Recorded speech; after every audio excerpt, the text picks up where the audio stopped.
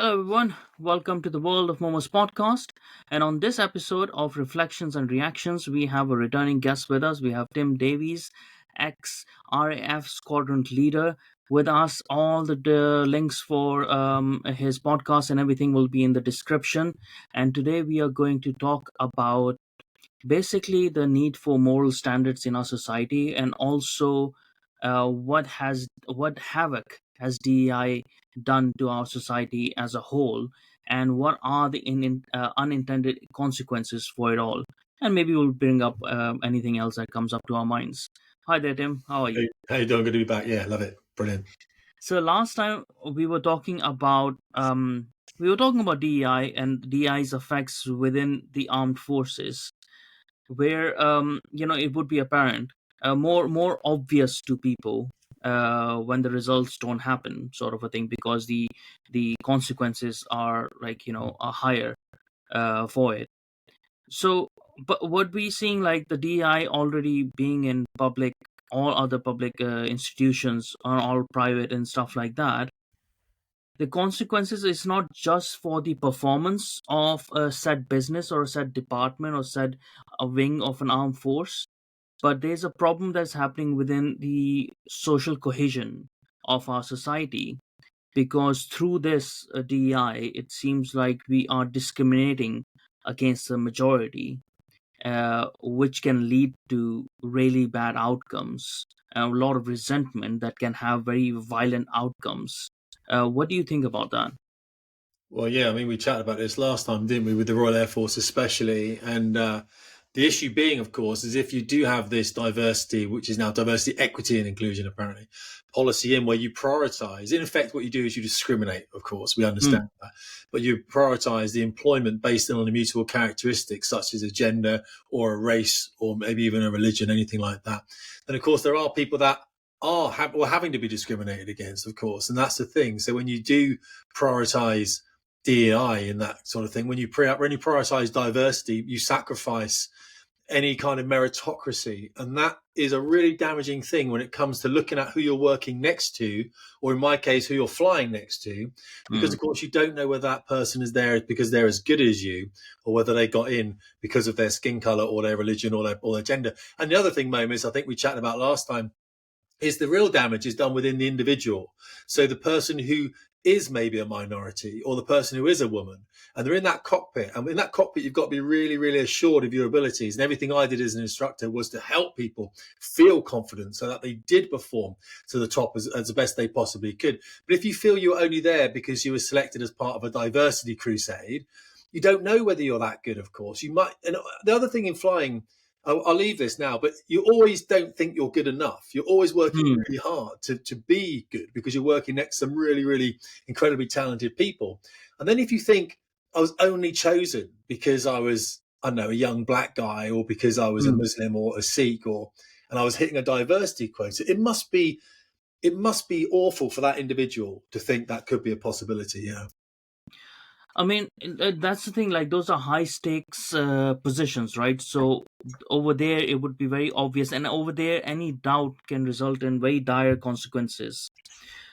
But in places like where the stakes are not that high, and these things seep in, and we think, oh well, it's not causing that much harm or anything, and we let it slide.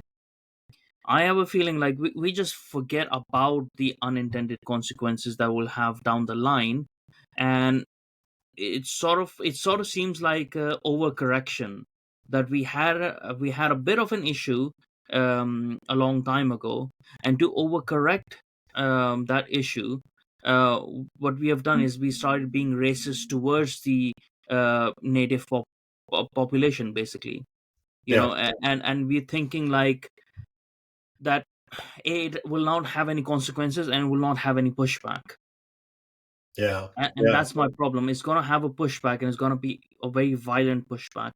Well, we're seeing it now, aren't we? In Spain, they've got Christian groups standing up, I believe. Australia, with the young man who stabbed Mm, the bishop, and of course they barricaded that church, and they trying to attack him, to try and kill him. I think it was. After that was mm, I believe it was a young Muslim man who's obviously been mm, indoctrinated, I think, and radicalized. So absolutely, you're going to see that pushback. Yeah, and the thing is, we like to think. Well, we like to think. This is how I think. We like to think that we allow the law to take place, but we realise now Mm. that we've been let down heavily by our governments. I think in many different countries. I mean, it's happening all over the world, isn't it? So you can't rely on that anymore. I think people understand that you can't rely on the Mm. law, and there's nothing against law enforcement, but of course, that itself has been diminished. It's been, people have been left. The pay itself is poor and they're overworked. So we understand why you can't rely on law enforcement. And they haven't got the backing of the government, of course. The government won't support them in these Mm. kind of things. So I did see that. I did hear recently that they're looking to ban Generation Alpha, which is the young people born after 2009. They're going to ban smoking for them for its entirety because it will. This is, of course, nudging, isn't it? I understand it, and I can be Yeah. overly critical and go freedom of expression. We should be able to. Mm. But the issue with the unintended consequence of what they tried to do before that is he brought in vaping. And the unintended consequence of bringing in vaping to help adults stop smoking was Mm. that it unfortunately got younger people into smoking Yeah. by vaping. So there are unintended consequences. There's the unknown unknowns. And I think you're absolutely right. Although we may see this in benign environments such as office spaces Mm. or education or healthcare, where we think, well, what is the harm really? It doesn't matter if you don't employ the ethnic population as much as maybe the Mm. minorities that are coming in. You get this groundswell, this discontent.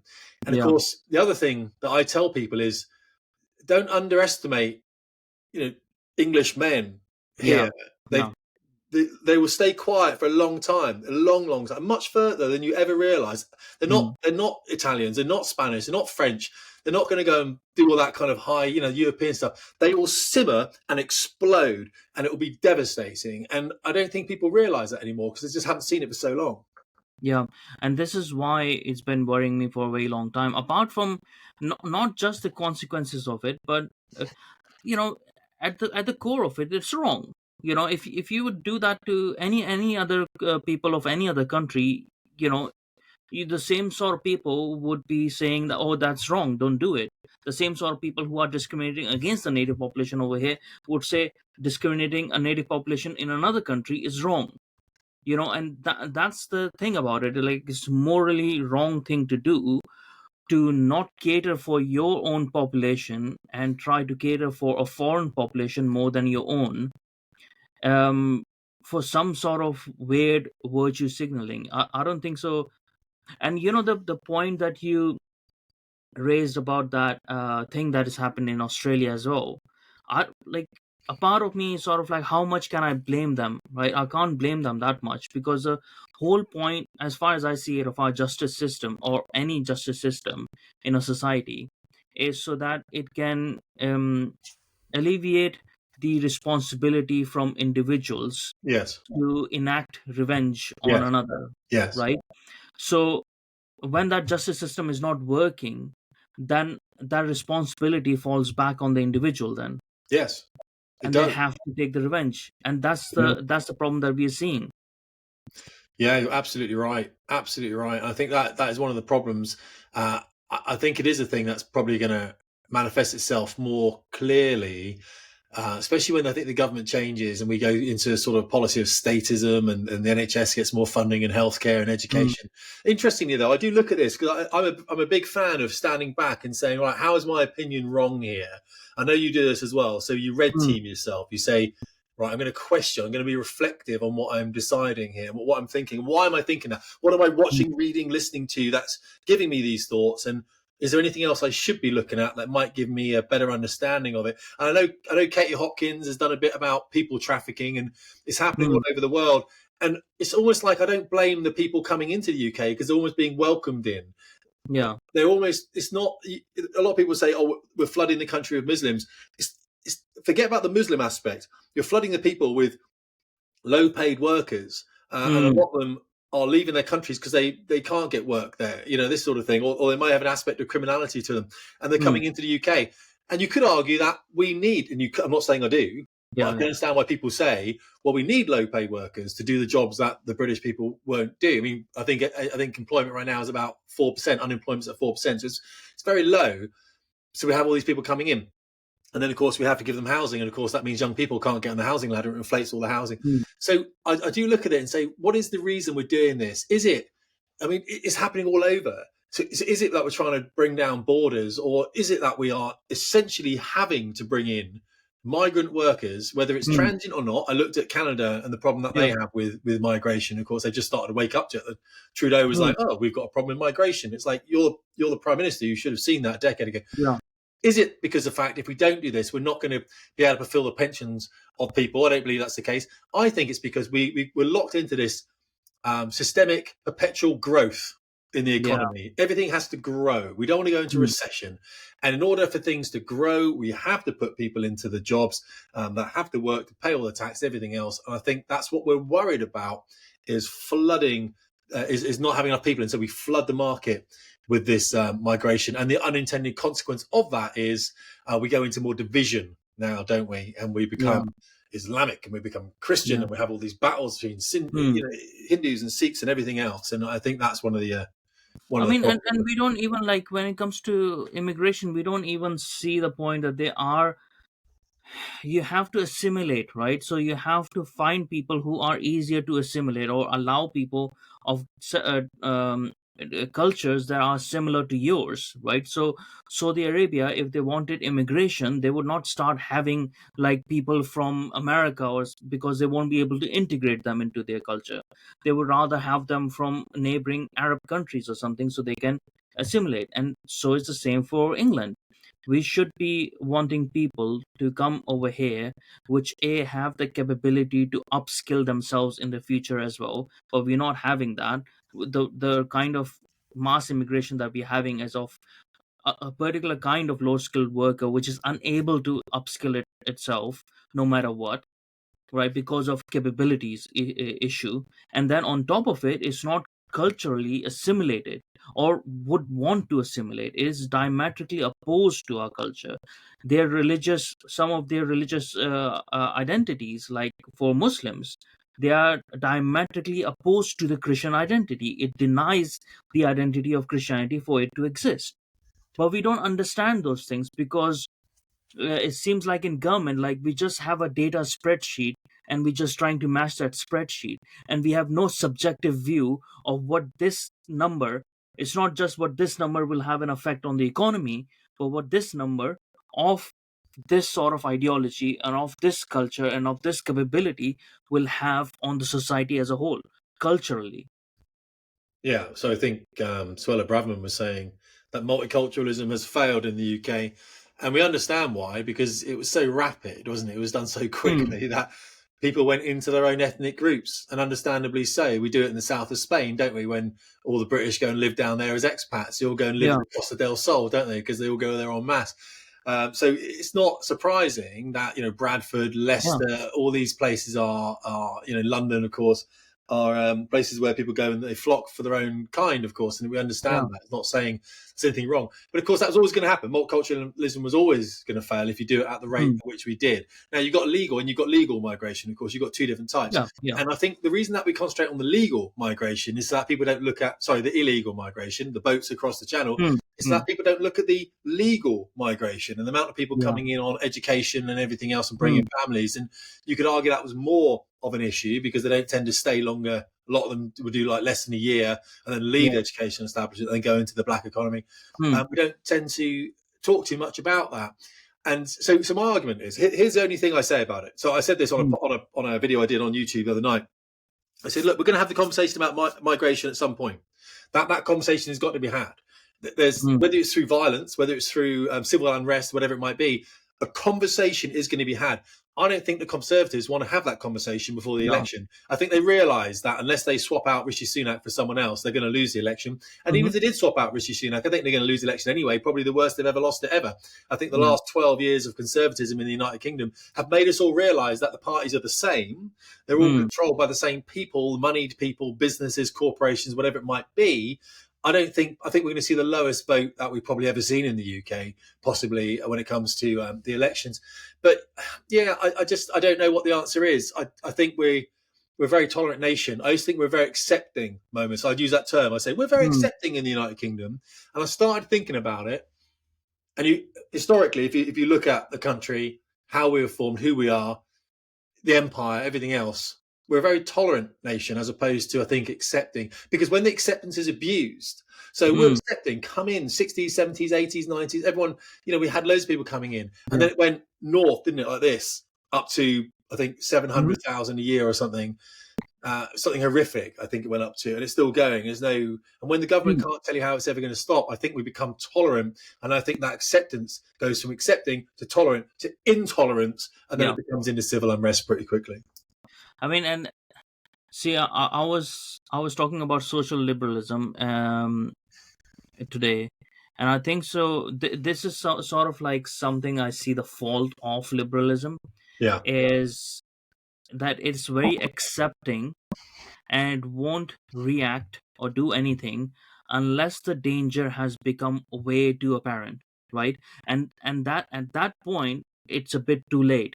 Just like with the migration crisis, all they don't want to talk about it till a particular number of migrants have committed enough horrible crimes yeah, for it to become very apparent, and then they will do a report that will tell them this bomb going off that you're seeing is actually harming people, and then they'll say, oh, let's act. They don't have it in them because they're very accepting, right? So they're like, oh, each person do its own, or as long as not harming anyone, what's the problem, right? What the downstream of an individual doing something that might be just harming them is that it's spilling over to the society, right? So th- we have to understand what's wrong and right, and not be like way too intolerant in that way that we have to. It's just the same thing with the woke, right? So we kept on saying, oh well, if a person want to be an adult, want to be trans by themselves, what's the harm in it? What's the harm in it? Well, what's the harm in it is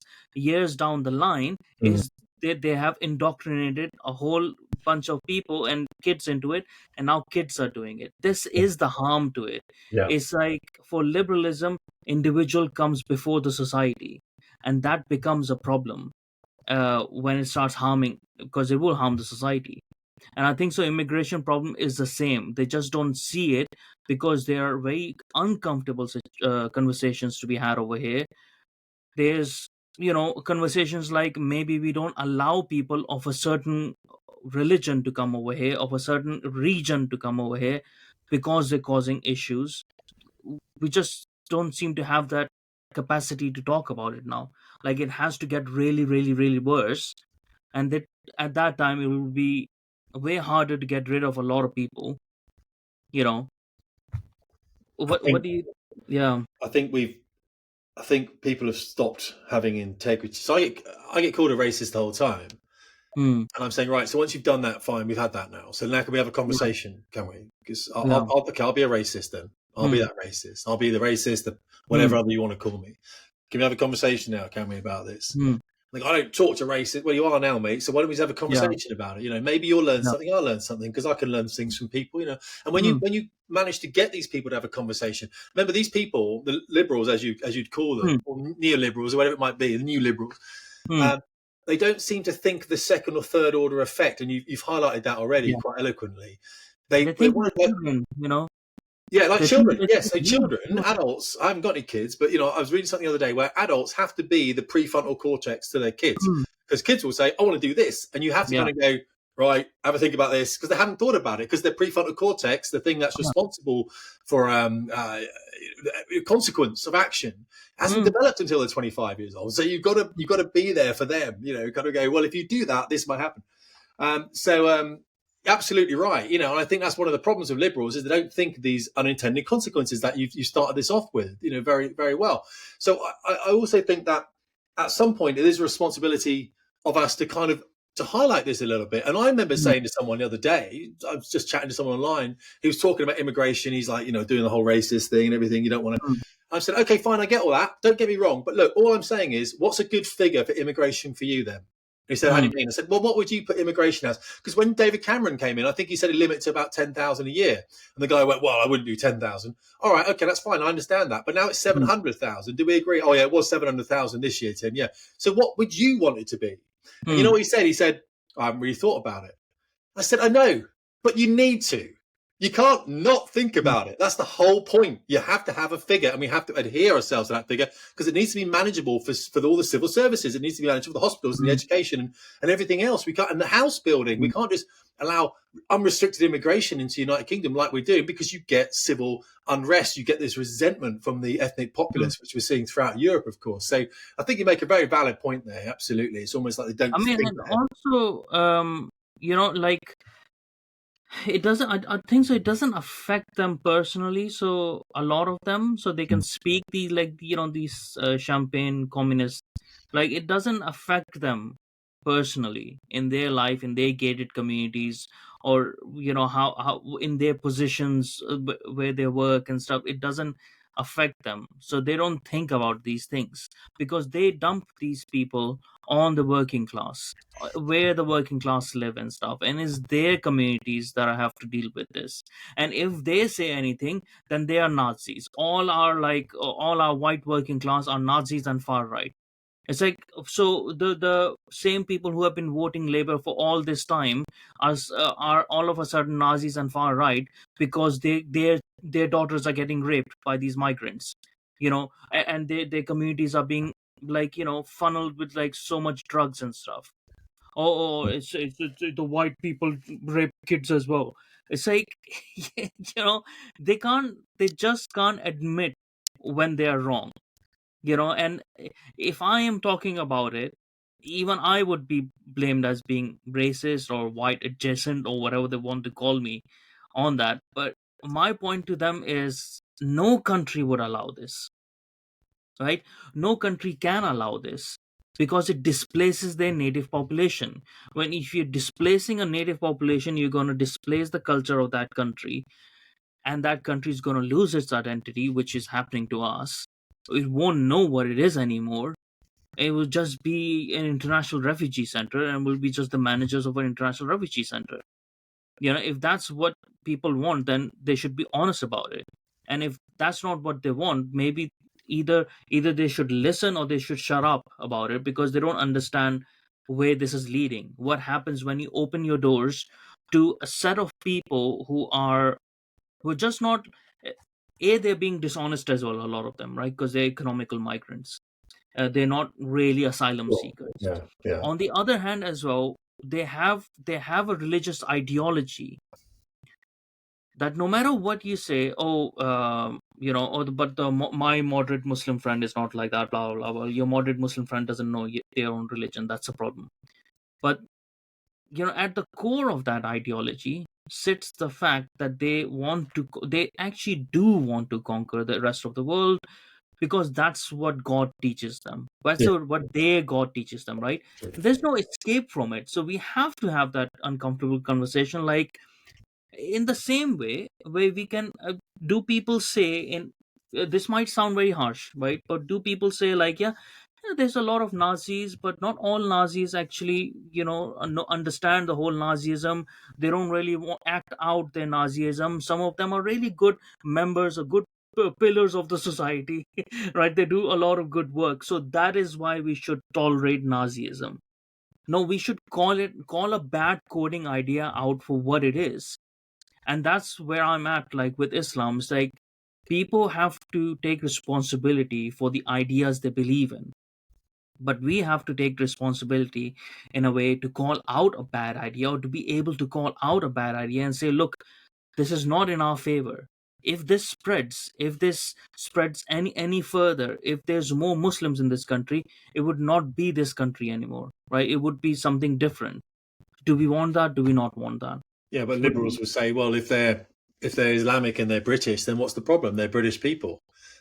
But then, of course, you have to come back and you say, well, surely, here's the thing: let the country decide. Which is why Yeah, we should have had a debate yeah. about immigration a long time ago, and it should have been said, these are the consequences. Now, if you look at immigration from within the European Economic Community, and you look at immigration from outside the European Economic Community, and Matt Goodwin did some work on this. I think he Mm, teaches down at the University of Kent. Matt Goodwin does. mm, He was saying that the people from within the European Economic Community are a net positive gain for the United Kingdom. I think you can, I don't know how they work the figures. Say it's like 5 billion or something is what they Hmm. contribute. And then the people from outside of the EEC is about a 9 billion drain. So all in all, overall, it's about 4 billion loss, Yeah. mainly because we're bringing in people from North Africa and everything else.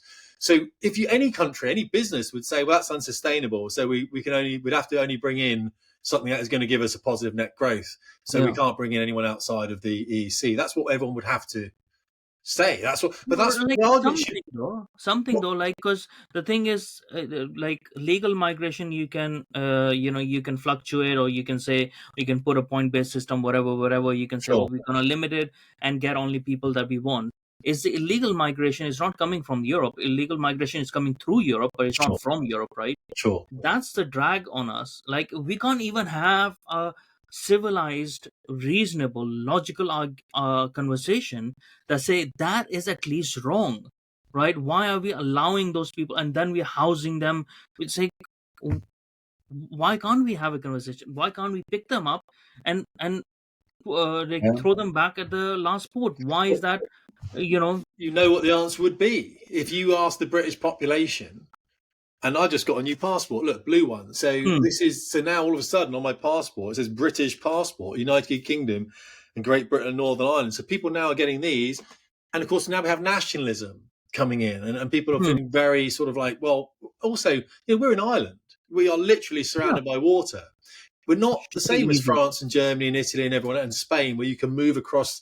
It's like we've got nowhere to go. Like literally, Yeah. if you want to know why the English go and destroy everything they touch when it all gets wrong, it's because they've got no other choice. Hmm. They literally, I always say to people, don't think that the sea that surrounds England is there to prevent people coming in.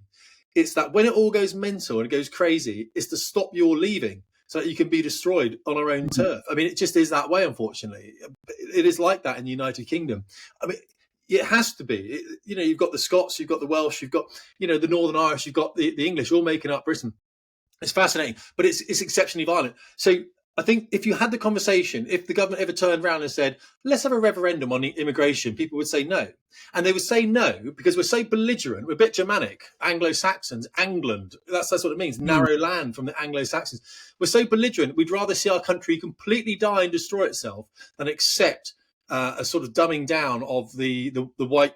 I sound like a nationalist now, moments. I don't mean to be, but of the ethnic British, the white ethnic No, but British. that's what I see as well. That's what I see as well, because when you record IQ levels right now, right? Let's come to IQ Yeah, levels as well. The IQ levels have gone down, but they haven't gone down in the native population, or they haven't gone down even with the legal migration. Most of the, I would say, majority of the legal migration as well. They've gone down because we are including people who are not from here and who are sort of like just coming in to get on our benefits and stuff yeah, like that. If you yeah. start including them, then obviously it will dumb down the whole of the country. And if you have to cater for them more and more and more, that's what we'll have to do. We'll have to dumb down everything Yes, you for will. them to Yes, understand. You yes. know, now, like, this is happening all over Europe, right? This problem is, it's not unique to England. I think so. We are experiencing it less, more so than France or Spain or Italy. They are having it in abundance. But there was like a state advert on Finland where they made a video of this TikTok video of these like women, and they were dancing and they were telling like, oh, don't touch my boobs, don't touch my bum, and like, stuff like that. So if you have to make a video like that to tell these migrants not to harass you, I think so the money would be well spent to put them on a plane and send them back where they came from. Because they are not 2 years old, right? They are adult men. What do you think these videos are going to affect? The problem is that it's a cultural problem. It's not for us to fix your cultural issues to your societal issues. If you want to come over here, that you come here with certain precepts. And if you don't have those, then no thank you, go back, right? Why is that such a problem to say? Well, yeah, absolutely. I mean, you'd like to think if someone like yourself was in a credible position of power, you'd be saying that, but you'd have to take all the flack that came at you. I mean, you'd be called all sorts of things. They struggle Yeah. to call you a racist, of course. I mean, that's the thing, isn't it? But Oh, they they probably still still do would. anyway. They Yeah. probably still would. They would say, you know, you're a nationalist, Yeah. and they would, you know, they would find something, because they always do. They find something to leave. I mean, you know, I've obviously I've been called everything. So, but Mm. I just believe it's the responsibility of men, especially, to stand up for something they believe Yeah. in, irrespective of the consequences, Momus. I mean, you know Yeah. how it affected my business, and how it affected my Mm. jobs, and how I lost a job and everything else, how it affected my marriage. But I still stood up for something. That's more than most people ever do in their Mm. entire lives. They don't stand up for anything. And I still say, I mean, I tell you what's interesting on Twitter recently, because of the Australian thing, and because of Mm. the Spanish bishop, sorry, the Australian bishop, but the Spanish people standing up, the Christian Spanish standing up, of course, is there seems to be a lot more people standing up and saying some very sort of basic things. So a lot of people are going, yeah, we need to take back our country. And you think, yeah, we get the patriotism, we get the nationalism, and we get that. And it seems to be a groundswell that's simmering. And it will come to the point where you kind of look at it now and you think, oh, it's a bit immature. I get it. You know what I mean? We're not being very clever Mm. about this. But of course, there is no conversation. There is Yeah. no politics discussion. There is nothing up there saying, well, we need to think about it. There is none of that. So, of course, it's like, it's going to be unregulated. It's never going to be, there's no one saying, I understand the discontent. We're having a conversation now in the Commons about this, and we were going to let you watch it. Let's discuss immigration longer term. Let's really talk it out. Let's get all sorts of people. Let's get some representatives from the Muslim community. Let's get some Sikhs and everyone else. Let's talk about it. Let's work out, because that isn't happening. People are literally getting pitchforks and they're going, right, let's chuck out the invaders. And that's Mm. what it will come back to. And the accusations of racism or whatever it might be, Islam isn't even a race. Islamophobia isn't even a thing. It's Yeah. a manufactured pretense to be able to call Mm. people, oh, you're Islamophobic. It's not. I just don't want these people coming across in small boats, taking work that my nieces and nephews might Yeah. otherwise be doing, or Yeah. housing that my nephews and nieces might otherwise be able to afford to rent or to even buy. God forbid, might be able to buy something. And I think that's what people are quite basic. They want jobs, they want Mm. family, they want society, they want a safe community. We're all, that's like, give us Yeah. that. We're happy, aren't we? You know what I mean? When Yeah. that is disturbed, and it is disturbed, I saw something the other day on Twitter with people hitting cars with sticks. I think it was a community up in Bradford. Car driven through, everyone's in the street hitting this. I've never seen Or that in the UK. Pakistanis. Yeah. I've That's a seen that community in thing. Pakistan every day. Yeah, So. I know, but I've never seen it. So it doesn't happen within ethnic English communities, that Mm. uprising, that groundswell. But Yeah. these new communities seem to have this infighting. They Yeah. seem, you know what I mean? I remember the Leicester and everything else. I don't understand really where we can go from here, or how it can ever go back. The thing is always like, the thing that you said about the jobs and the housing and stuff like that as well, right? So it affects legal migrants as well, and a lot of Mm. people, that's why a lot of people say, oh, why are you like, oh, you want to pull the letter, blah blah blah, stuff like that.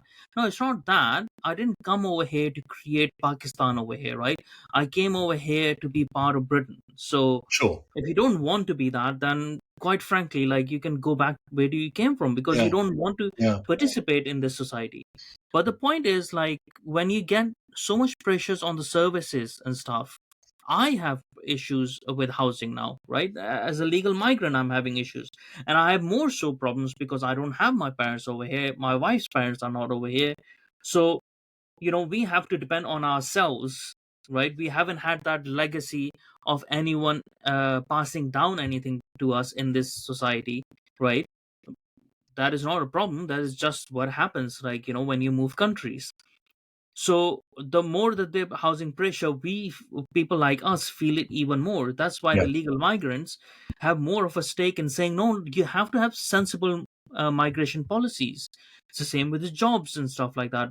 We haven't been, most of us haven't been over here since we were kids, right? So we wouldn't have built those links and stuff to get Mhm. certain jobs. We won't have the relevant apprenticeships at a young age to have the experiences of a job. So we're fighting an uphill battle all the time in that sense, which is not saying like, oh, you are more privileged than me. Like, obviously, you would be, because it's your bloody country, right? You're supposed to be. Your country is supposed to favor you Yes. in that sense. But this is why, like, everyone feels the brunt of it when you let in so many people. um, not catering for the skills that you actually need, but just getting people in. What's the point of like saying, okay, we have a skills gap in the computing industry, that's why we need migrants? No, no, no. If we need them, we need migrants with computing skills, right? Yeah. That's a specification that we need. Now it wouldn't matter if we have 10,000 people come in who can't even hold a tool, right? So what's the point of that, of that migration? That migration is only going to be dependent. So but they don't think in those terms, right? They're just thinking, oh, we don't, we have this much gap in Yeah. unemployment, we need people, we just need people. It's like, well, what kind of unemployment it is?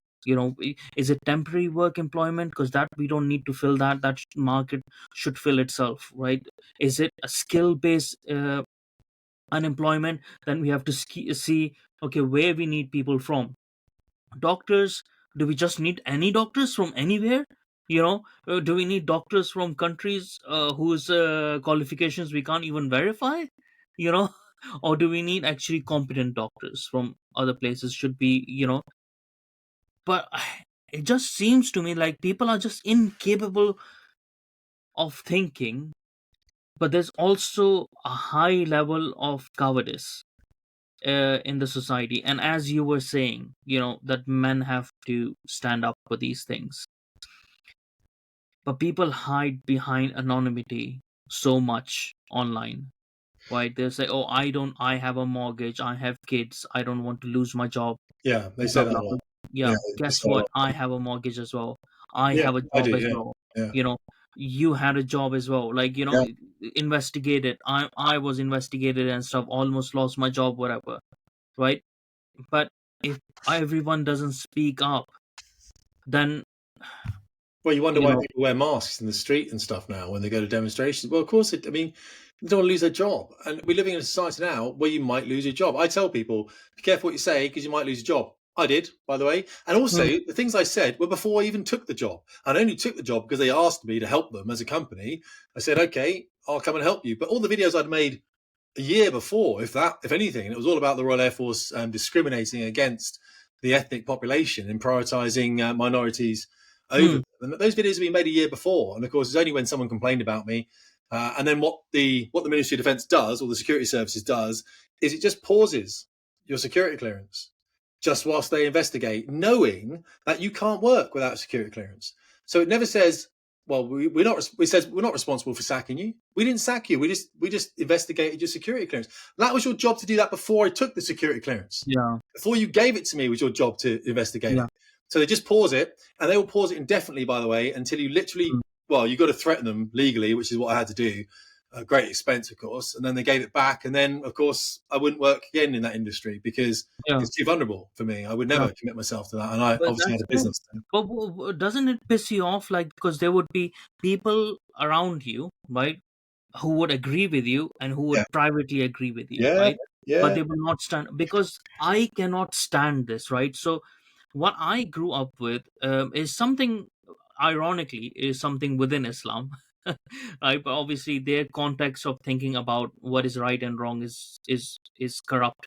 But this precept I grew up with, that if you see something wrong, you have to stand up for it, you have to take action against it.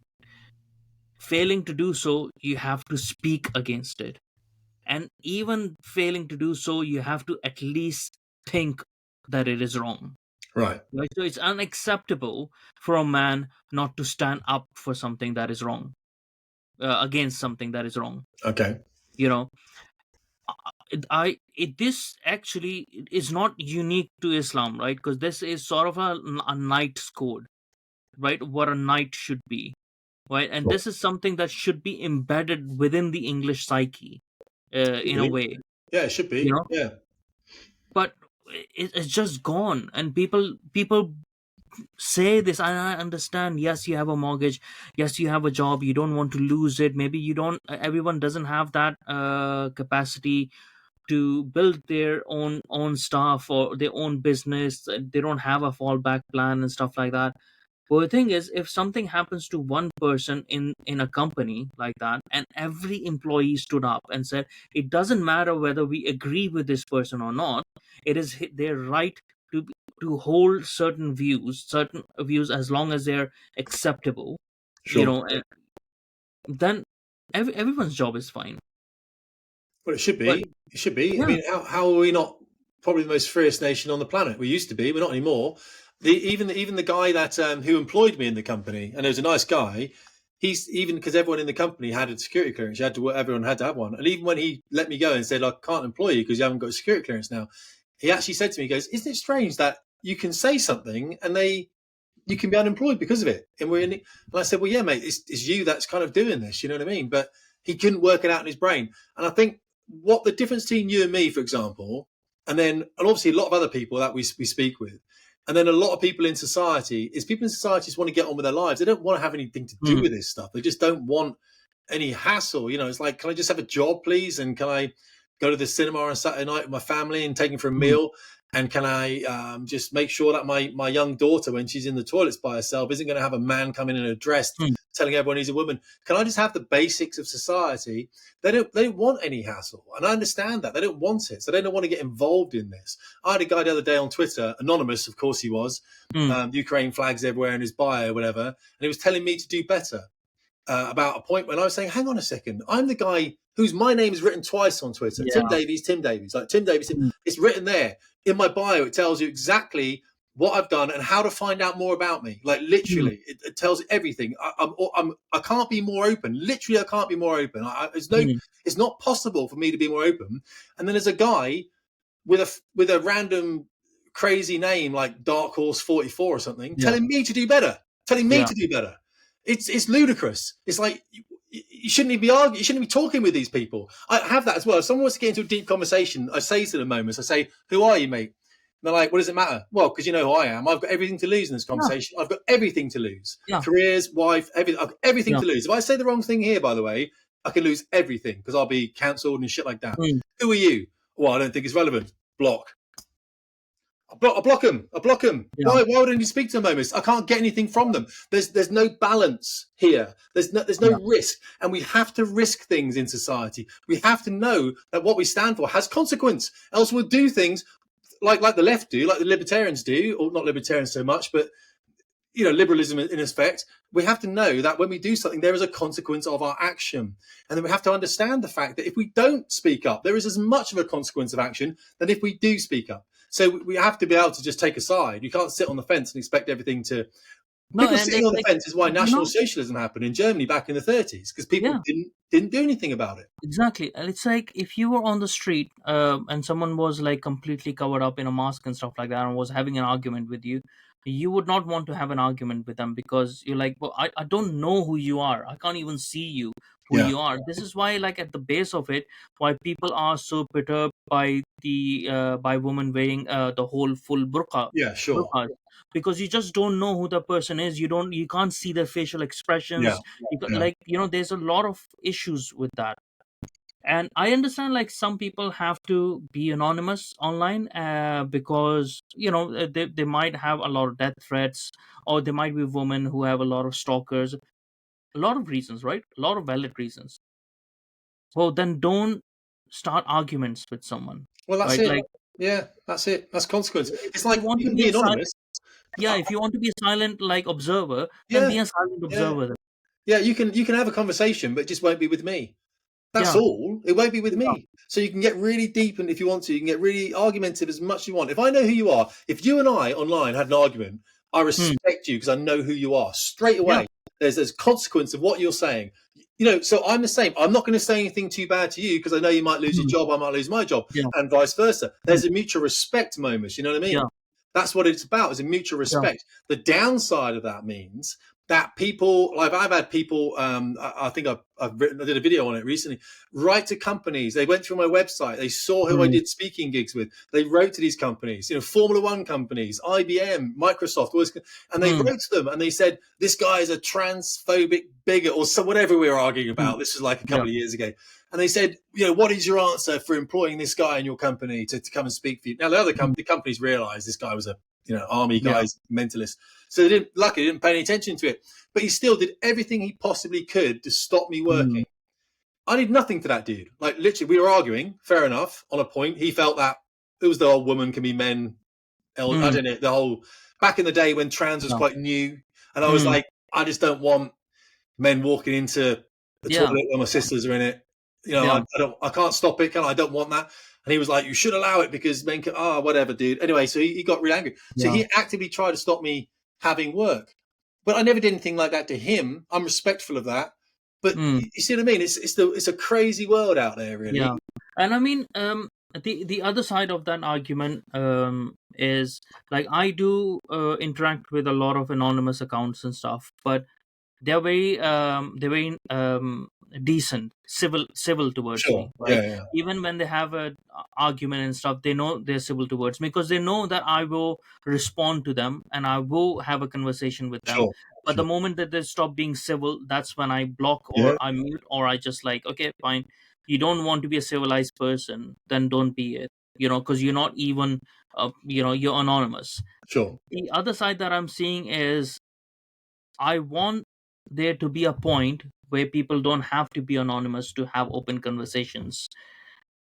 But I think so it will take some time for people to regain their backbone, right? So what I'm seeing, at least with anonymity, these people are starting to speak up. There's a lot more involvement coming from the so-called silent majority.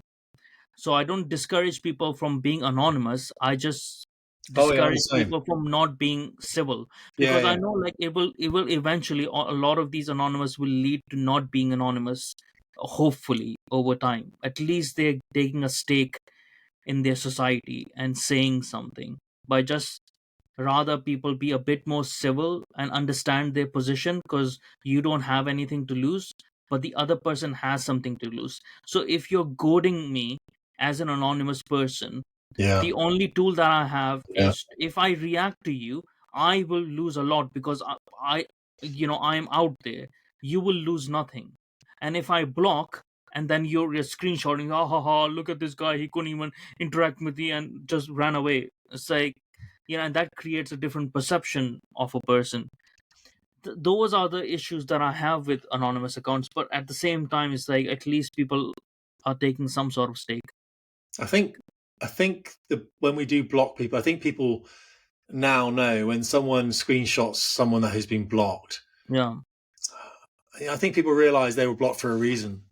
I've always said that I've got loads of anonymous accounts, especially police accounts. Of course, they're Yeah. anonymous. Crikey, of course they are. So I Yeah. interact with them all the time, and Mm. they're all very civil. And I apologise a lot of the time if something's said to me and I snap back at them. We do snap. I write Yeah. back. I'm like, sorry, it's probably a bit out of line there. And they do the same thing because things can get a bit animated and people don't know how to write. They write, but they don't read it back. They don't read Yeah. it back and think, how is that going to be received? Mm. If someone calls me an idiot or a name, whatever, I'm like, dude, if you start doing that, we haven't got a conversation anymore. Mm. If you start, say we're just an idiot, what's that actually? What does that line add to Yeah. the conversation? It just makes me Mm. angry, doesn't it? It makes me go, Yeah. well, who are you then, mate? What? So it's like, let's just have some sense of decorum. I'm happy. I've had some fantastic conversations on Twitter, which is why I'm still there. And I keep thinking Mm. about coming off it, just because I think everything you do and you work so hard in life to get where you are, and it's very personal, very individual. And I mean, I was in my gym this morning. I didn't want to be there and stuff like that. And trying to eat health and all that, and then Mm. someone's out there trying to ridicule you or whatever it might be. And Yeah. you think, well, It who are you, feeds mate? into the bad feeling, like, Yeah, like, yeah. you could be a 13-year-old school kid that hasn't experienced Yeah. anything in life yet, and yet I'm thinking about it. I'm concentrating on what you're Yeah. saying. I'm trying to make sense of it. I think I have got time for it, but I don't want to have time for it. I don't Yeah. want to give you that I, energy. I feel, I feel, I sort of have the same feeling because, men used to talk like men, interact like, engage like men with each other before, right? Have arguments, have heated Yeah, arguments, yeah, even have a fight or whatever, physical fight or whatever. But then next day, shake hands, say, you know what, I was out of line, like, sure. I was emotional or whatever.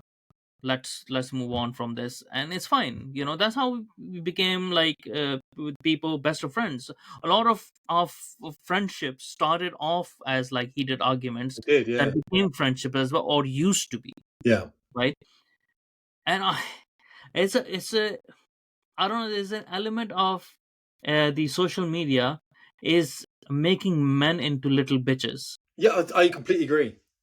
I completely agree. That's my whole point about it, Momus. Hmm. Why am I in the playground with these children? Because where have the men gone? Now, there are some Yeah. accounts I still speak to, and there was a guy the other day, in fact, I haven't got children, and he said, for some reason, he had this post out saying, when will people without children start paying extra tax for the fact I've got kids, or something like that? And he was from Sweden, and I just wrote back and went, well, don't worry about it, mate. I haven't got kids and stuff, but I'm happy to pay all the taxes so that your kids can be educated and everything else. And he got really angry about it. And I remember thinking, this is obviously something he cares deeply about. But Yeah. where's the mature conversation here? We shouldn't just flash up at this stuff. It's like, Yeah.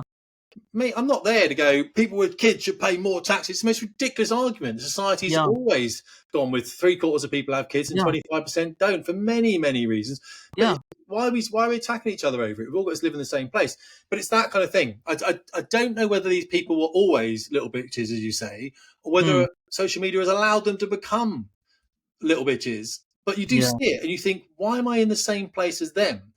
I don't want to be here. In the military, it didn't exist. Everyone was very much Yeah. the same sort of person with a common purpose. And I Hmm. wonder whether we've lost that drive now. Because, I've always said about Muslims, I've always said, as long as they say I'm a British Muslim, I've got no issue with it. When they say that I'm a Muslim that's British, hang on a second, because now you're prioritizing your religion over Yeah. my country. And that means that you're not going to do the Yeah. things that my government wants you to do. You're going to have Sharia law, build mosques, everything else. I don't want that. I never asked for that. It's a Yeah. Christian nation. Why have you come over here? I can't go to Saudi and build churches. I'm Yeah. not allowed to do that. But how come you can do that? How come you can come here? Now you can decide you want to do all those things. You should be coming into someone else's house respectfully. And this is the thing. I think, where did we stop doing that? When did that Yeah. happen? How did we allow that? And this is my argument. I think when I listen to, if we come back to the integration thing just briefly, when I listen to these say Muslim scholars speak, they don't come across as accepting of the hospitality that has been offered to them. Nope. Yeah. It comes back as, we need this. It's a victimhood thing. Like, we Hmm. demand this. It's like, who the I'm not going to swear on your thing, Yeah. but who the hell are you to demand anything? Hmm. Like, who? I can't demand anything, and it's my country. Yeah. I can't demand anything. All I can do is be a member of society and try Yeah. and make it as good as I can, and as safe as I can, and as prosperous, so that people are going to have children, have families, have jobs, have community. But you don't seem to want to do that. You just want to demand things, Hmm. and something that you've never put any effort into anyway yourself. You're either newly arrived, either in, I Also, mean, by also newly arrived. something, also is something important, like something that your own country will never afford to you. Yes, yes, yes. Yes, exactly that. I mean, even if you're born in the UK, you definitely haven't got the legacy in the UK that I have, for example. So Hmm. I can trace back father, father's father's father's Hmm. father's father, and I can go back generations. It's a Yeah. military thing, but I can go back, like my house here, Yeah. 1600 and something. I can go back so far in my family history, and then there's someone from an Islamic man, whatever, telling me what I need to do for him. Yeah. And he's been here since 1950. Even if he's second generation Yeah. or third generation British, he's not 400th Yeah. generation British. When Yeah. you trace the bloodline back, and actually my bloodline goes through Wales as Hmm. well, a little bit. My, Hmm. my, my wife's one goes through France, of Hmm. course. We go back to the 1000s. Obviously, France, we go back to all the blending there, don't we? And Hmm. everything, Richard the First, Richard Lionheart. So I just don't want people demanding stuff. I want people, as you said, integrating. And I want them coming in like you've done and gone, I want to be British. I love Britain. I Yeah. want to contribute to the society here. Yes, I've got a legacy. Yes, historically, I'm Pakistani. That's my heritage, and I'm very proud of that. Hmm. But look, I've got a British heritage as well, and I'm really proud of that. I think, our countries are very close anyway. They always have been. Don't get me wrong. You know what I mean? There's always been. Hmm. We always have been. But I just don't want people coming in and making these demands. You can see Yeah. where the I unrest mean, is going to come from. it's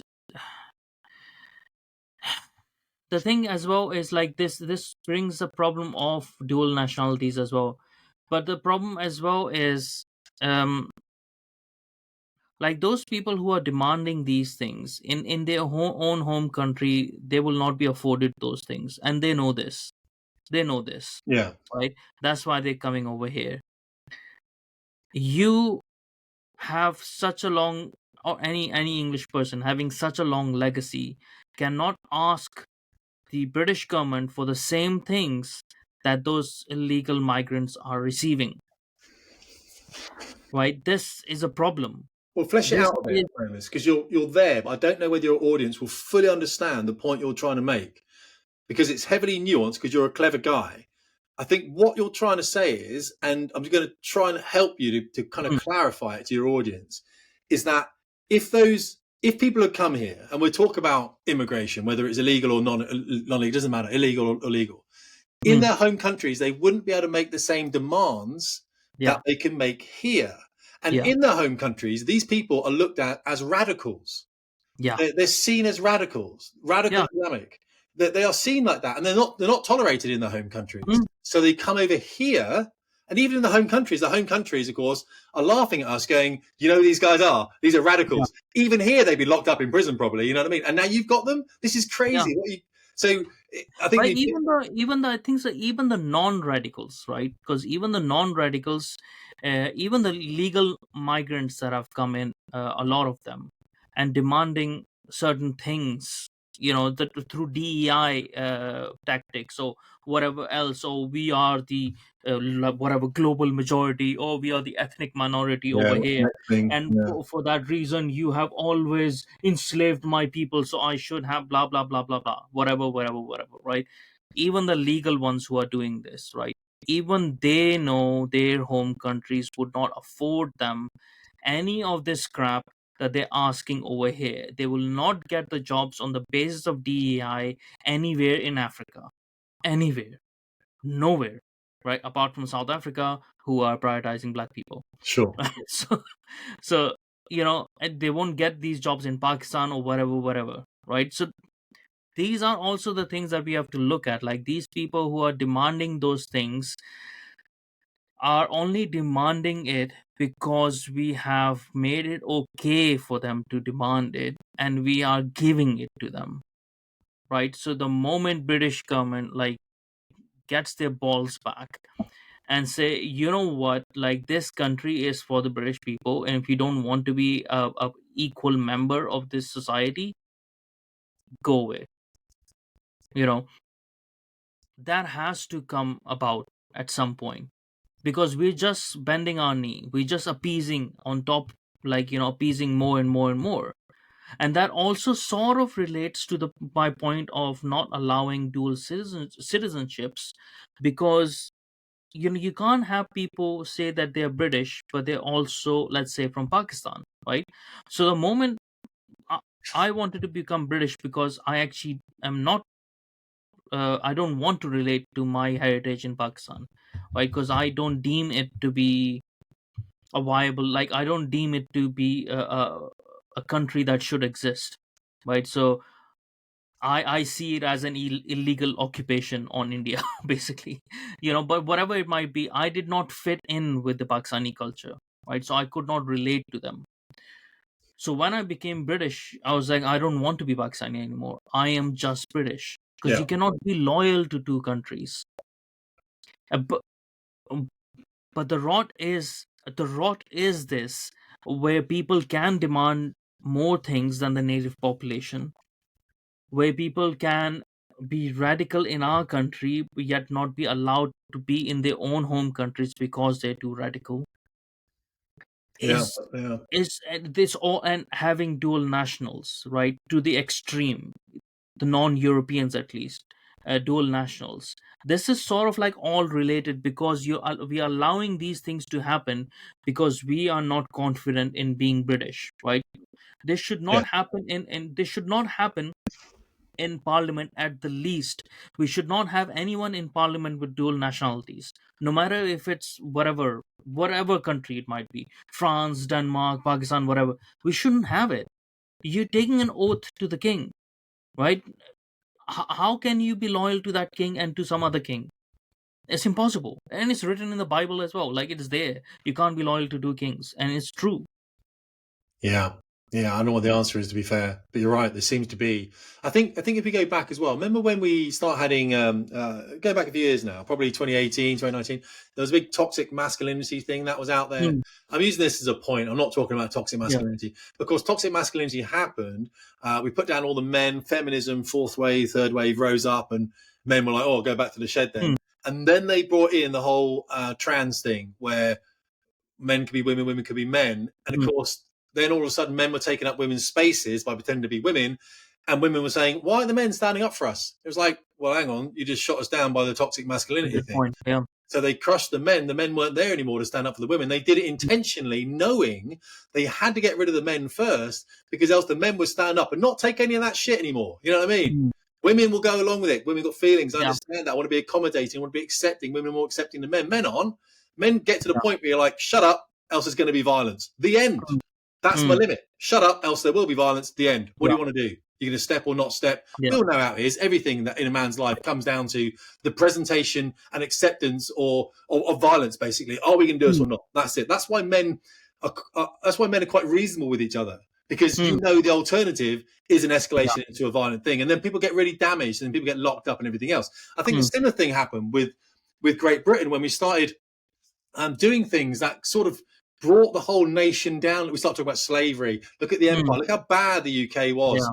Let's not talk about solving slavery in the early Mm. 1800s. Let's talk about what you did. You slaved the world. North Yeah. African slavery is still going on now.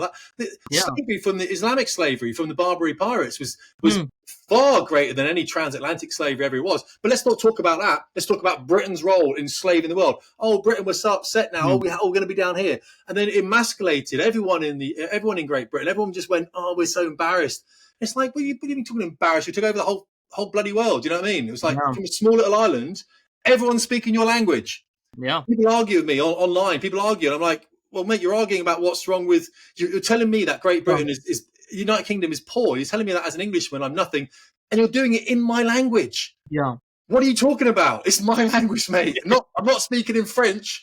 I'm Yeah. not speaking in, you know what I mean? Let's have a think about this for a second. You're talking about me because of my small country's influence on the entire planet, the entire world, from that small little thing. So we should be proud. Honestly, as I said, we are exceptionally accepting, and now we're becoming tolerant, Do which you is think a like shame. these all strains are, they seem like connected, don't they? Like Yes, when yes, it comes to the immigration thing as well, us appeasing yeah, this, the male issue as well, and male issue or the emasculation of men in Britain has not been just one thing, just the trans thing or whatever. Like it has been within law, right? yeah, So yeah, within law, our inability to protect ourselves, inability to protect ourselves against burglars and stuff like that, the inability like to exact force on someone, uh, or try to be a good Samaritan and save someone on the road or whatever, like to exact force on a wrongdoer, right? The tightening of these laws, which is why people are like don't get involved when there's a problem going outside, because oh, if I punch this guy then they would blame me or like yeah, sue me and stuff like that, right? It has been a series of these things, and it seems like maybe that wasn't the first intention. Those are the unintended consequences of a woman thinking like they want rights or something, or a certain kind of feminist, or to have rights maybe we need to take some rights away from men, or to mellow the men down so that we can be more like assertive, right? Or whatever other reasons might be. So that is also, as I see, the plan of a Marxist ideology, because a way to take over a whole society would be to get rid of the most dangerous element in that yeah. society, the strongest element that would Primitive. resist you, Yeah. right? And that would be men. And I just see it in every single issue that we have in Britain, comes down to men not being men anymore. Yeah, I agree, and I do a lot of teaching in my school on this. Someone asked me the other day if I was still running my course I ran, which was a spin recovery program for men going through transient experiences. People might call them midlife crisis, whatever. I ran that Mm. for a couple of years, and I don't run it anymore because I had a big burden on me with men, and I realised that what I was running in it and the communications we have about it was about self-esteem, purpose, integrity, and negativity. That's what spin stood for. A lot of it was very sort of therapy based, you know what I mean? And as Mm. opposed to now, how I look at it and the way I've changed my life moments is more through suffering and sacrificial leadership. So Mm. I'll do things I don't want to do because I know they need to be done and because I know society needs me to do them. And what Yeah. that might be is, yeah, I've got to eat healthily. All right, I don't particularly want to. Fine, I have to. I have to work out. I don't Mm. particularly want to. All right, I've just got to. Right, I've got to get outside in the sun. I've got Yeah. to get some. Right, what else? I've got to be there for family. I've got to, do this. I've got Mm. to take roles in local clubs and stuff like that. We have to be a part of society if you want the society to continue. If Mm. you don't want that, don't do it. Just become Yeah. insular. You'll have loads of money probably. You'll have Mm. a great house with a wall built around it so no one can get in with a massive gate.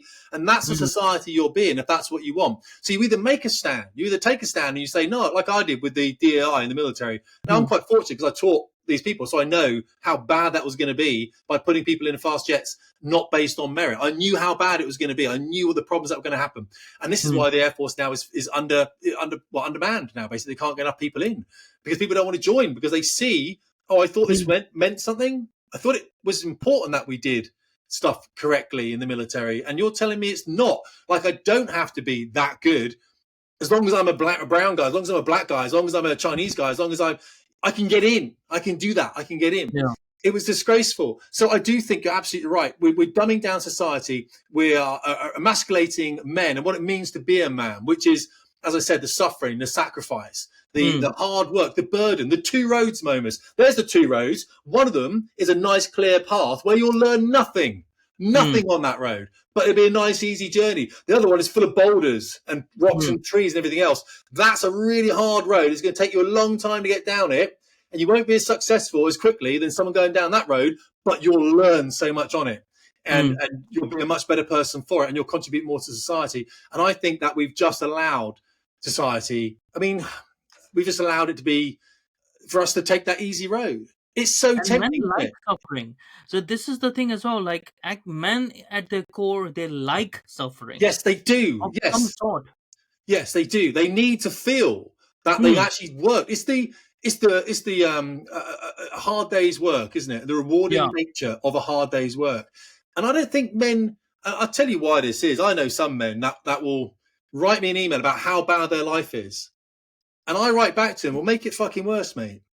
I'm not Yeah. being funny. You haven't fallen far enough yet." Mm. Because when one of two things happen when you fall far enough, you kill yourself or you Yeah. come back. And there's one story that we love, it's the Rocky story. There's a Mm. story we love more than the Rocky story. The coming from nothing to greatness story. We love that as men. Look at that, he came from nothing. Yeah. There's one story that we love more than that. And the story we love more than that is the man who comes from nothing, he gets to the top and he fucks it up, Momus, and he Yeah. drops down again. He rebuilds himself Yeah. and he gets back up again. That We love that redemption shit. arc. Yeah. We're tolerated. That could be us. We could have Yeah. messed it up. That we will mess it up. We know we will because we'll stumble, we'll fall, we'll make mistakes, and we'll be Yeah. down again, going, "Oh no, it's a nightmare." So I always say to people, if you're not willing to do that work, you haven't fallen far enough. Because when Mm. you have fallen far enough, you'll be doing press ups in the local park in the rain when no one is watching Mm. you, just because it's how you get your strength back as a man. Because you have to feel some kind of aspect of self worth. Yeah. You have to. Your conscience is your leader. You know, it's almost like Yeah. the voice of God in your head or whatever you want, the universe, whatever it is. Mm. You know that voice is saying to you, you need to be eating healthily. You need to be working out more. You need to be getting out in the sun. You need to be paying more Mm. attention. You need to be phoning your mum up. Yeah. You need to be doing all these kind of things that men need to be doing. But I just don't think society is so soft now. There's no hard landing for men. It's a soft. We could be on the internet. We could be playing video games. We could be eating crap food. It's soft. It's soft. We've softened men. And that is a real big problem today, I think. Yeah. And I don't know, like it is sort of like a religious thing in that sense as well, because you find God through suffering, right? That's when you find meaning, right? So whatever that God of yours might be, you can't find it in good times. Either it's mental suffering or it's physical suffering. It's a challenge. Sure. Right? You have to the overcoming of the challenge, getting a challenge more than you can actually chew on, and then overcoming it. Yeah. That's where you find yourself, Yeah. whatever those challenges could be. But it seems like this is how we have emasculated men, because we've made them feel like, oh, you don't have to suffer. or you can just sit down and talk, and talk about your problems and stuff. Like, you don't have to suffer, because people don't understand that women and men are different in their psyche, way, way, way differently. Different things makes us happy, different things fixes us. Different approaches we have, even to therapy, to both of us. Yeah. you know and men have to suffer. This is what I like think as well. Like, men have to suffer if they want to remain men, or if they want to graduate from being a boy to a man. Otherwise, you'll just be a boy, right? You'll be a 60-year-old boy, because you haven't experienced suffering. Yeah. You'll be like, in your pajamas in your 40s, and sitting down and playing PlayStation or whatever on your sofa, because you haven't become a man, right? And then you will complain about, oh, my wife left me, oh, my Mm. partner left me. It's like, yeah, because as no matter what women say, by the end of the day, they want a man, Yeah. right? A man is someone who has gone through the suffering. This is why in every single historical cultures and societies, whatever, we had this trial, right? Like when a man became boy That's in correct. in ancient cultures, there was a point, like they had to do a test, or they had to prove themselves in some way. And to prepare for that test, they had to go through a lot of suffering. And this is what you see in the military, where where boys become men. You put boys in military, and they become men through suffering. They become men. Yeah. They don't just become men because they put some do some test or whatnot. Like, it's that suffering, and through that suffering they learn everything. So I don't know how we bring that back into the society, because we can't make things shit for the society, because that's not like that would be idiotic, just to burn the whole house down so that a person can suffer again. This is why the idea of conscription is there, or mandatory sort of service, or something of that sort, which used to be there, is there as well. So there's an element of that suffering. Maybe the roots are through the schools or something, that there should be an element within the schools where this is happening. Like the old philosophical schools of old, where Aristotle used to teach, right? They Sure. weren't just about teaching you Yeah. knowledge. There was a huge element of suffering as well, because we have to bring that back, because we cannot have a future. If we have a future like that, then we'll have there was a movie about these, like this robot. I forgot, like this robot was left on the earth. Forgot the name for that, like, and he was collecting garbage or whatever it was. And the men, the people that were on the spaceship, they were all fat, on these like hovercrafts or something like that. And they didn't even know how to walk or anything, because it was all about maximizing their comfort, Yeah. I and know. they lost their purpose then. Yeah. you Idiocracy. know Idiocracy or something. Was that? Yeah. So I remember the film. Yeah, yeah. that's the future. So the future we can choose. It's the individual moments. I'll be honest with you.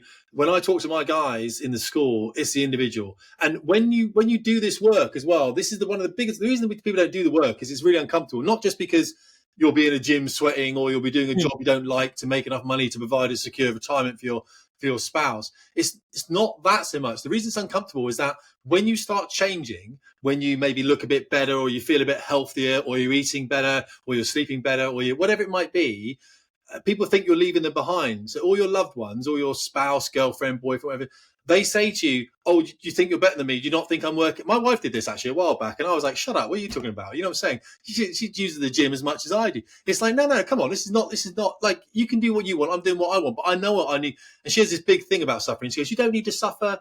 I'm like, "No, I do." It's like Yeah. you don't understand that. You know what I mean? You don't need to suffer. I need to suffer. That's the important thing. And I Yeah. use suffering. Other people would use different words like, And also, I need to make sure that you don't suffer. That's yes, my whole purpose. exactly that. I need to suffer so you don't suffer. Yeah, I Yeah. need to suffer so you don't have to, so that I can bring in more money to give you the secure future that you That's the require. whole purpose of a man. That's why we are providers. That's why we are organizers of a society and stuff. We need to suffer to protect others. Absolutely that. Yeah, I'll stand in front of that knife attacker. Yeah, Yeah, every man's going to do that, by the way. This is why I mm, say to my wife when I'm walking around London, and we're in London next month actually seeing a show, which we yeah, never do, so it'd be quite interesting. I say to her, in London, you don't get a choice about how we get places. I will tell us how we're going to get there, whether we're yeah, going to use the tube or a taxi or yeah, whether we're going to, because I'm the one that has to deal with the consequences of mistakes. So if mm, we walk down the wrong road late at night because you see it as a shortcut, well, let's take a shortcut down there. It's back to the hotel. It's a dark alleyway. I can't see the end of it. It's midnight. No, we'll go the long way. We'll go the lit street. We'll just do the street where the traffic is. We're walking the street. I want to walk down the alleyway. We're not walking down the alleyway. yeah, We're walking down the street. Because if I walk down the alleyway and someone jumps out of the darkness at me, you're not fighting him. I'm fighting him. You know what I mean? I'm yeah, getting stabbed to pieces because of your yeah, decision. So how about I make a decision about when I die? You know what I mean? yeah. But That's what it is. this is this is why I think like this. You know what? Like a lot of people within the nerd circle, so to speak, Yeah. their perspectives have changed as well about this. Like not the super nerds or whatever, but like people who have become successful, like see Mark Zuckerberg, Yeah. He's right? doing MMA now, Why isn't he? Yeah. why has he been doing for a while? Yeah. Because I think so they started understanding why the suffering was important, because that suffering is linked with your mental suffering as well, Oh, with yeah. your mental ability as well. If you don't put yourself in uncomfortable situations, you're Yeah. not going to get good outcomes. You're not going to have, like, you're not going to put yourself then in uncomfortable conversations as well. And Yeah. what's going to happen is down the line, those decisions are going to be made for you, right? So whether you like it or not, those decisions are being made for us now, because we don't want to be uncomfortable. Then people who are okay being uncomfortable, they are imposing those laws on us. Yeah. They're making those decisions for us, and we do not have the ability now to oppose those anymore, because we want those wanted comfort, right? And this is what I come back to, those laws and stuff. It long ago, it used to be that the Englishman's house was his castle, and he could defend it with whatever means necessary. Mm. Now you cannot. Now a burglar comes into your house and you beat the guy up, you get sued by the burglar for using excessive force. What the hell is that about? I should be able to kill you. You came into Yeah. my Yeah. space, Yeah. right? But Yeah. because we wanted comfort of mind, right, we didn't want to be in that uncomfortable situation where it would be possible for one to end another's life on a misgiving, right? Because we wanted that comfortable society. That's why we okayed these laws. But what we didn't understand is, like, when you start creating laws like this, you take away the purpose from men more and more. And weak men are okay doing that, because weak men do not want to be those leaders. Weak men do not want to be providers. Weak men want women to be in a position where they can be the same as men, because then they don't have the responsibility. And what we have done is we have put those weak men into positions of power. We have put those weak men, like, look at that guy, what was his name, the first minister of Wales, Oh, an epitome of a man who was weak, yeah. I know what you mean. mentally and physically. Mm. When we start promoting such men, obviously they are not going to understand the concept of suffering, and they don't understand why certain things have to be tolerated even though it's uncomfortable, Yeah. because it's needed for a functioning society. Yeah. Absolutely right. And I can't really add to it. I think you're absolutely right. I think there's a lot of men out there that know this. There's a lot of men I speak to who don't know this and have no idea. And I think the only way the only way your headspace gets better, especially as a man, I mean, I'm going to my 50s now, is I think through physicality and proper nutrition and getting away from all those packaged foods that we buy, Mm, you know, all the mm, ingredients that are kind of poisoning us, but on a really micro level, you know, and just really squaring yourself away, getting enough sun, trying to get sleep. Going back to what we used to do as cavemen, what do we used to do? We used to go out on the hunt, didn't we? We used to go and hunt stuff. It mm, was a mm, purposeful endeavor. I will leave my cave. I will hunt buffalo. I will capture buffalo, bring buffalo back to feed everyone in my cave. mm. It's all purposeful. What purpose do men have now? It's almost been robbed of them completely Yeah. now, the purpose. And also, I mean, women can do men's jobs now. So Mm, I said to my wife the other day, what was I doing? There was we got this thing where you're supposed to be able to put food down and it spins in an incinerator, you know, it just chops all the food up. And mm, it broke and a little fuse had gone at the bottom. So I read stuff about how to fix it. So I'm taking this thing apart my wife, she'd fixed it the last time when I was in Afghanistan or something. So she's Mm. like, "Oh no, this is how we do it." And I said, "I get it. I'll do it. I'm learning. I'll just get the thing off. I'll take it Mm. apart. I'll clean it up." And she tried to get involved in it. And I said, "You've got to let me do something. Yeah. You know, I've got to show you I'm worth something." You know what I mean? Go and do Yeah. something else. You know what I mean? Yeah. But let me do this. Let me build this shit. Yeah. I'll make it better. I'll fix Yeah. it. And you'll go, "Oh, it's amazing. You fixed the incinerator. That's all I need today." You know, Yeah. I've got a purpose. You know what I mean? I've achieved something. You can tell me how great I am. Let me do something. And that's not what we're letting men do. We're not letting men do No. things. We're not letting men achieve something or have a purpose. And this is why I say to people, pick a goal that is fucking hard. Like just a Mm. really shit hard goal. I don't even know what it is. Maybe you want to do a triathlon or something and you can't Mm. swim. So you got to, pick something that you think, this is going to suck. Like you need to think like that. This is going to suck. Yeah. And it will Yeah. suck a lot less than you think it will because you'll get into it. It's like when you go to the gym in the morning in the first lift, you're like, oh, yeah, do the 20-minute warm up, mate. That's what it's for. Get the body, get the blood moving. It's a Mm. lot easier. So pick a goal, pick a purpose and aim for that. But the problem I find with people when they do that is the other people around them that want to claw them back. Because, of Mm. course, this person is trying to do something and other people aren't. And it makes Yeah. them look bad. It makes them look Yeah. as if they're not doing Yeah. anything. And Yeah. it's our ability to tolerate that and recognize the fact that we're not doing it for a nefarious intent. We're not doing it to be nasty to them. We're doing it Yeah. to help them, to be better for them by making ourselves better. And I think that's what a lot of men need to do. And we're Yeah. And just not doing it. even let's say like in a society where women are able to do more than they used to do, or are capable of doing more than used to do, then perhaps we need to think about it like men need to think about it. Well, what is the next step? What more purpose that we can have? Mm. Maybe the normal purpose of just opening jars for women is not there anymore, right? So let's elevate ourselves, you know, and what more can we achieve? But we're not thinking on those terms, right? Because if they are able to do something now, with this relationship has to go on for our society to exist, then perhaps men need a higher challenge then, Yeah. you know. Yeah. But the thing is that men need challenge no matter what it might be. It might be just a normal thing, it might just be like, personal, something very personal or something. Like, it doesn't have to be, every man doesn't have to, shift mountains, because like, there aren't enough mountains basically, for to shift, right? There has to be something, but men have to have that realization that, you know this is how they find purpose. You don't find purpose on social media. You don't Mm. find purpose in these little things. You don't find purpose by playing video games and stuff. It's fun, I've done it myself, but there's no purpose over there. Like, your purpose comes from your relationship with the people around you, and men actually depend more on that than anyone else, I think, The status. because we need to provide, we need to protect, because that's how we feel like our purpose on whatever microscopic or macroscopic level. That's how we find our purpose. And women as well, like women in a different way, that's how they find their purpose in relation to that, what they do with the protection being provided. How do they cultivate it and stuff like that. That's why it's a careful dance between the two. But if both are Yeah. just doing the same things as each other, then it's just, you're just canceling out each other's purpose.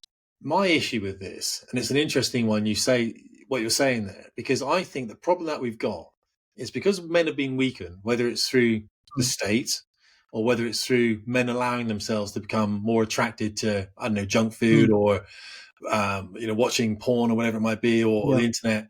So we've allowed ourselves to maybe not be as tough as we should be. The problem that we've got then is whenever you do something that's a little bit difficult, so say you want to go and learn karate or something, or you want to go and Mm. learn boxing, whatever it might be, you're going to walk into that place and there's going to be people in there who are really good at, let's take boxing. Let's say you want Yeah. to learn boxing, right? You've thought, I want to do something new, make myself tougher. Going to go to a boxing gym. You're going to walk in there, you're going to see some big dudes hitting the bag and you're going to know nothing about it. So Mm. everyone in there now is expert level comparison to you at Mm. no level at all. So when we do have to take on these things, when we have to do these things, we have to embrace humility. We have to embrace basically like almost failure. Like we're no success at what we're choosing to do. mm, And everyone in that gym is going to be more successful than us for a few weeks at least, until someone else turns up. You know what I mean? mm, But we've got to present ourselves in a very humble form. And if you're yeah, already really, really weak as a man because you're mm, video gaming, looking at porn, that kind of stuff, mm, you probably can't be any weaker. You're probably never going to do that because you don't want to yeah, be that much more humiliated when you walk mm, into someone like that. I know we're not humiliated, but I'm using it as a term, an inexperienced, you know what I mean? yeah. Green No, around people the, would be humiliated. Like this well, is it why will be. Yeah. a lot of people stay away from it, and Yeah. maybe this is our responsibility, like the men's responsibility as well. Like we need to cater for this, right? We need to create our spaces in a way that we encourage people rather than let them feel humiliation and then they run away. Like, we need to, okay, not, you don't have to be an expert level the moment you come in. Sure. This Yeah. is how you get in, Yeah. create that space for them so that they are okay with it, right? They I don't think we run do. away. I think clubs do, but you have to Yeah. be able to present yourself, don't you? And you have to be Mm, open about it and walk in there and go, "I'd like to start boxing. I don't know anything about it, please." And yeah. then you've got to be able to say those words. I know nothing about Yeah. it. I know nothing. Yeah, okay, mate, come over here. This is a bag. This is a skipping rope. This is what we do. This is the program.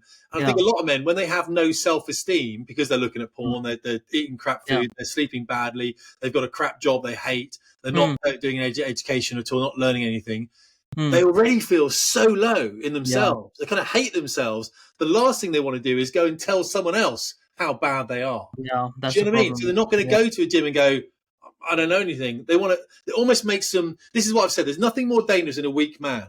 A Mm, weak man will try and tell you he's not weak, and so he'll become angry and animated. So if you come across someone in the street who's shouting things at you because they've got nothing else in their life, there's no family, there's no partner, there's no job, mm, there's nothing, there's maybe drugs there, there's maybe alcoholism, whatever it is. If you have an altercation with that person, they have to prove to everyone and themselves mainly how great they are and how awesome. mm, So you're more likely to get attacked by them because they've got a top yeah. tier individual, a guy that's got it all. He's got all the cars and women. He's got Mm, money. He's got everything he wants. He's spiritually complete. He's up there somewhere, mm, enlightened.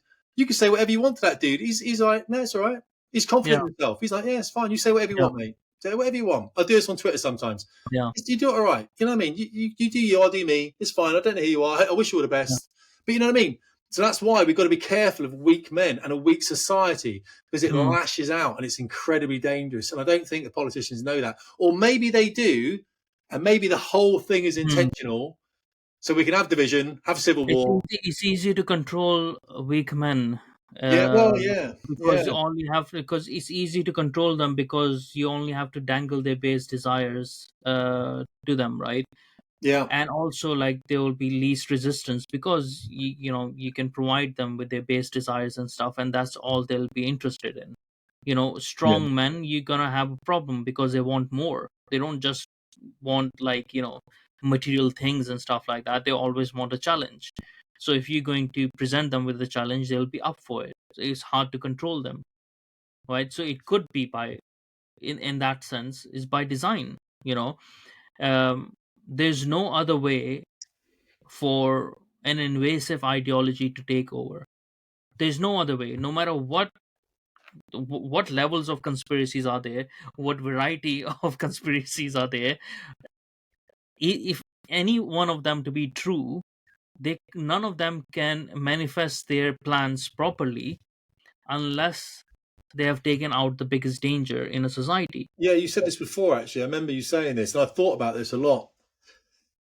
You said that you've almost got to allow them to come in. Yeah. But you wouldn't allow. If you had strong men in the country, they wouldn't allow it. They'd be like, "Hang on a second, what's that? Grooming gangs? No, no, no, Yeah. mate. We're going to chuck you all Mm, out." So, yeah. but when You you have weaken to do men, that. Yeah. then it allows them to come in, doesn't it? It's almost like you've got to be invited in Mm, before they're able to do anything. yeah. Yeah, because that's how you destroy, like, the biggest of societies are not destroyed by external forces. They're destroyed by the enemies within. Yeah, And the ability of an inability of the people within, not being able to resist the enemies, right? This is where we are. We have a society of weak men, um, where actually a lot more women are stronger than men, mentally as well. to challenge these things, and we've seen this with the trans row, We right? did. Yeah, we did. Yeah. Women have are winning this fight because Yeah. they are more mentally charged up against it, right?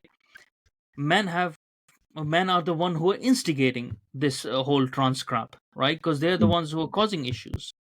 So you can see, they have been weakened to that point. And what's happened with the downside of that as well is, in a society like Britain, because we cannot present it properly to men, men who want to be men, boys who want to be men, are going towards Islam, Yeah. right? And this is a danger. This is what happened. This is how bad faith actors come in.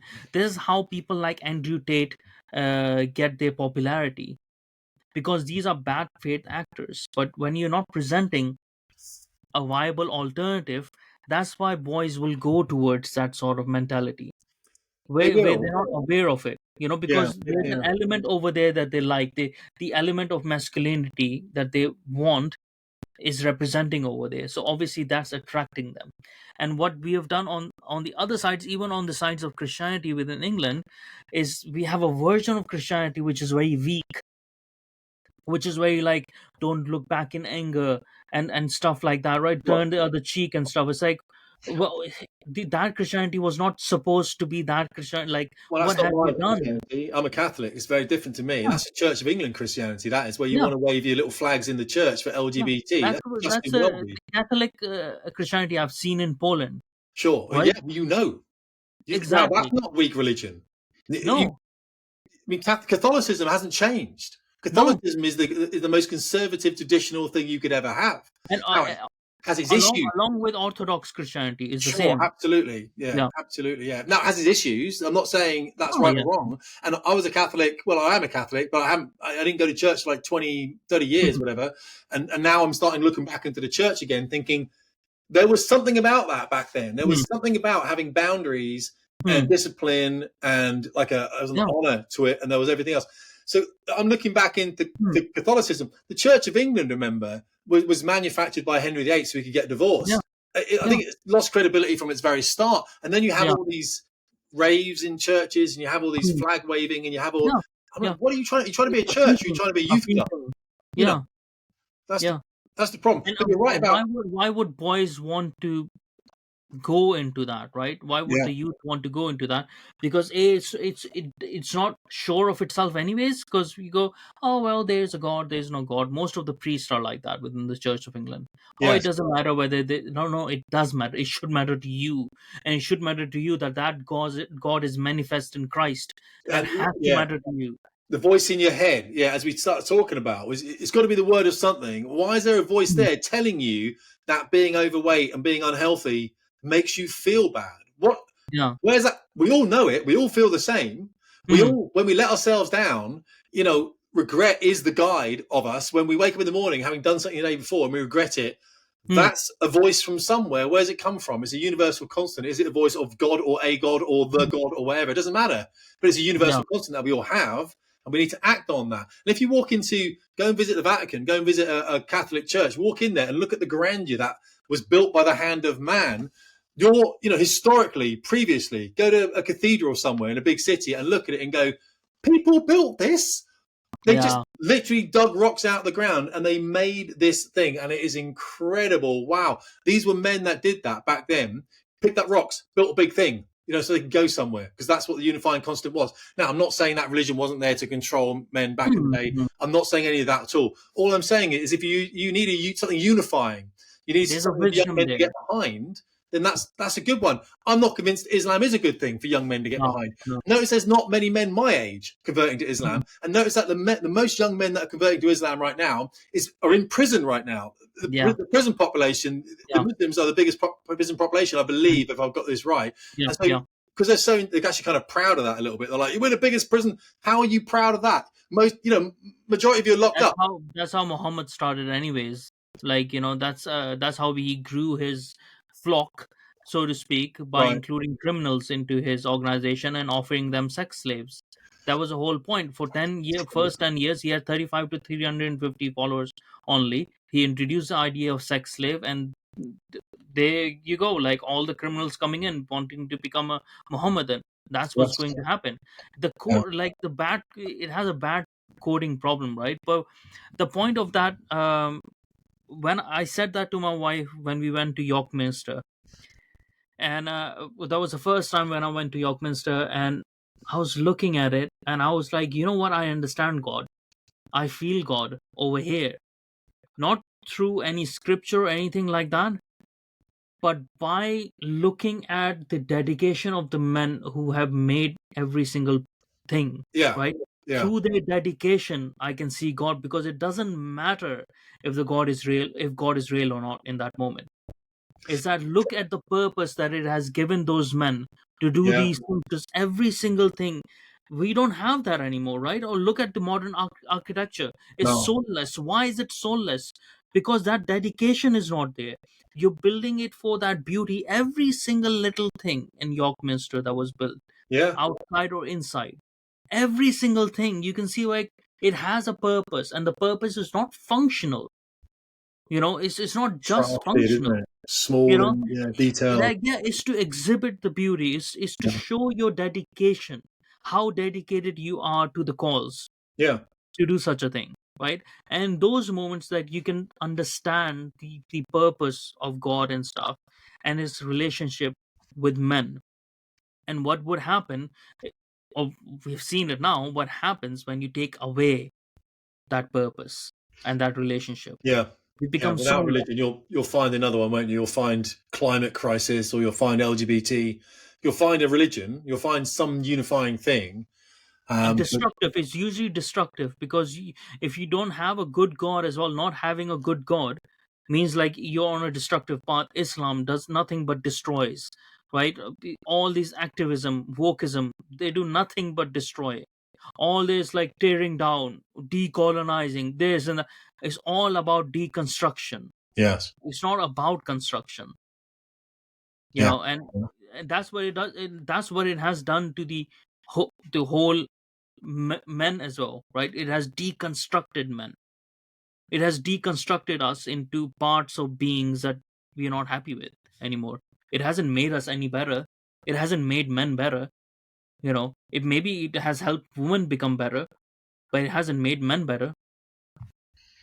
Yeah. Well, that's it. I guess that's it. We have to find out what we're going to be doing, isn't it? But you're absolutely right. I think without some kind of guidance, it's a very problematic time. Yeah.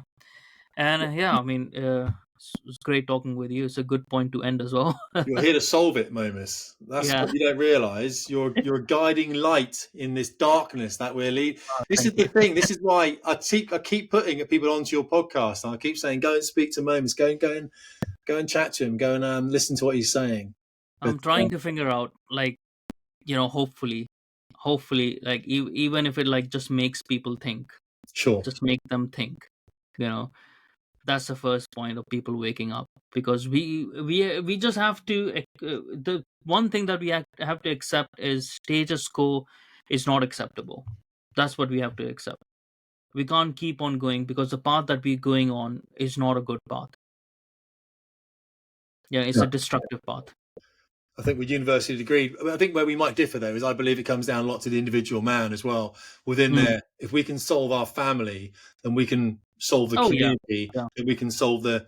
I No, think we have to. I mean, I tell you one thing I that agree. I people. agree with that a lot. Like, Yeah. it starts from within. So I Yeah. think people can do small things to maximize effect. Like when I Hmm. walk to my supermarket, I for my car, I pick up litter wherever Yeah. I Yeah. put it in the bin, and people see me. My And wife does people, that a lot. Yeah. yeah, and people will question you. Yeah. What are you doing that for, mate? I'm like, why are you not doing that, mate? Do you live in this town? Yeah, Yeah. I live in this town.